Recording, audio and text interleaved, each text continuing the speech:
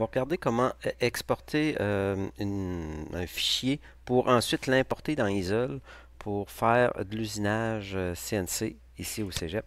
Dans le fond, ici, j'ai déjà fait ma pièce, mais on va la repartir à zéro. Fait que ici, on voit, dans le fond, un peu ce que ça va donner, mais on va voir le processus. On va regarder au niveau de la pièce dans SolidWorks.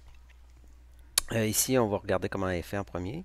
Fait qu'ici, c'est cette pièce-là avec des ouvertures, puis avec le logo qui est gravé. Chose à remarquer, c'est ici, les rayons. Nous autres, ce qu'on veut, c'est la pièce, c'est cette ligne-là.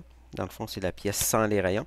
Parce que ces petits rayons-là vont tout simplement être faits à la toupie. Beaucoup plus simple que d'essayer de faire ça sur la CNC. Et anyway, je vous dirais que c'est impossible à faire sur la CNC. On va se contenter de faire la découpe et le gravage du logo. Ici, la pièce est quand même assez bien faite. Normalement, on sait que quand on modélise, on met toujours les rayons à la fin. Fait que j'ai tout simplement remonté ici et à prendre la pièce sans les rayons. Les rayons du contour, je les ai gardés bien sûr. C'est tout simplement les rayons à faire à la toupie que j'ai enlevé. Fait que ce qu'on va, puis aussi, on va regarder, on va analyser la pièce. Fait que ici, dans le fond, quand je vais l'usiner, je vais faire le contour. Je vais faire aussi les ouvertures.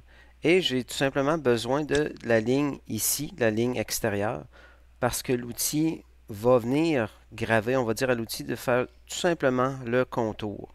Fait qu'on n'a pas besoin de venir exporter cette surface-là dans ce cas-là. Fait que ce qu'on fait, c'est qu'on clique droit sur la pièce, sur la surface qu'on veut exporter. On va l'exporter en DXF. C'est un petit peu long, mais voilà. Fait que ici, je l'ai déjà fait, mais je vais le refaire. Je vais l'appeler test, tout simplement. Test. Et voilà. Et ensuite, je vais l'enregistrer. On peut aller voir ici, soit qu'on peut exporter toutes les splines comme des polylignes. Ça, on peut le faire. Idéalement, c'est ça. Tout ce qui est usinage CNC, normalement, exemple la découpe laser et tout ça, il ne faut pas qu'il y ait aucune spline. Fait que tout simplement venir mettre les splines comme des polylignes. On fait OK. Et maintenant, on enregistre. Et voilà, bien sûr, il nous demande qu'est-ce qu'on veut exporter. Ici, c'est pas de la tôlerie. On n'a pas besoin de le déplier, donc c'est la face. On fait OK. Et pourquoi un DXF aussi? C'est parce que, oui, c'est vrai. Ben, ici, on voit le résultat, bien sûr. Ça nous satisfait, parfait, on enregistre.